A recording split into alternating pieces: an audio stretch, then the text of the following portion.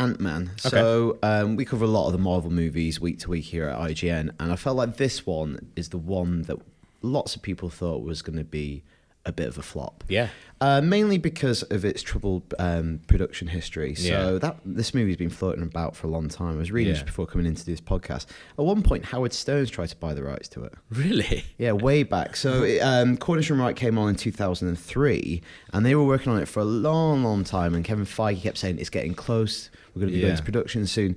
Finally, this year, they said they were going to go in production on August 18, 2014. But on May 23rd, Marvel and Wright parted ways.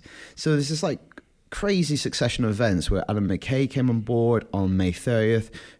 Director hired on June 7th. They rewrote the script, Adam McKay with Paul Rudd. Yeah. And they still made that August 18th shoot date. And, that's not a good way to go into a film, you would think. No. And we know people don't know why Wright left. The suggestions that he didn't want to incorporate elements like you have to do in a lot of these Marvel movies to kind of join them up with the wider universe. Yeah. And the movie came out, and it was the second lowest opening debut of a Marvel movie after Incredible Hulk, but it was still a number one movie. Yeah. Like, you can't ignore that. It's still a number one movie. It's 12th successive number one movie for Marvel. Yeah. That's nothing to be sniffed at. Yeah. And I just think the story is really cool because it's gone on to take it's taken over $500 million.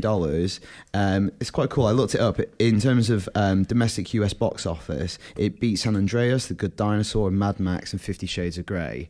And I think to cap it off, what is kind of how it's done really well is on October they announced that it's going to get its own sequel. Yeah. Which I think beginning of the year, no one would have really tipped that as happening. No. So I think and also it's like a focus on the movie itself rather than the like stuff surrounding it. Yeah. We went to see it and I thought it was so much fun. It's really good fun, yeah. I thought it was like refreshingly small scale after the Avengers, where the Avengers tried to like work in groundwork for Black Panther. This pretty much just focused on a new set of characters. It was really funny, smartly directed, had a really good pace. Yeah. And just really interesting action sequences as well. I love seeing a hero fight a villain inside a briefcase. Yeah. While they press the phone and that triggers the music for the scene. That's really cool. I've not seen that before. So I really loved Ant-Man. Yeah, it was really good. I think, like, for me, Avengers Age of Ultron was a bit of a letdown. I was kind of just a bit bored with that. And I think a lot of people kind of are starting to feel that way now. It's just like all the films seem like they're doing the same thing. But this, like, completely looks different. Like, it feels different. Just, I think, a couple of the scenes, the Michael Pena scenes where he's relaying like information and it's all like matched up, like synced up with their lips. I think it's just amazing. He's definitely one of the best supporting characters of the year. Yeah, he really steals every scene he's in.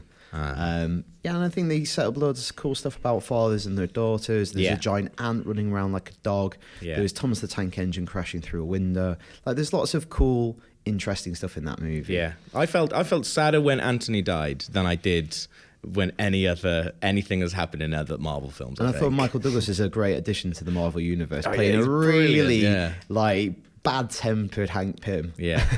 And it's going to be great to see him joining the Avengers. Ant-Man. Like, I think Paul Rudd interacting with those guys is going to be really good. It's a really fun thing to watch. Yeah. I think because his sort of the way that he talks and his sort of comedy is a lot different to the Avengers stuff. Like, I don't find him that smug to watch, whereas like Robert Downey Jr., he's like super confident, and that's where his comedy come from. Yeah, whereas Paul Rudd's not like that. He could be a really good foil for the how grandiose these movies are going to be. Yeah, definitely. He can just cut through it all as being like this, like almost a proxy for the audience, because he's kind of, oh my God, you're Captain America, and he's kind of starstruck by the whole thing. Yeah, definitely. I think it's a really good kind of way of just like interrupting the tone. Yeah, well, like one of the funniest like moments I think in any Marvel film is the Hawkeye line in Age of Ultron, which is what this is like when he's like, "Look, this is happening.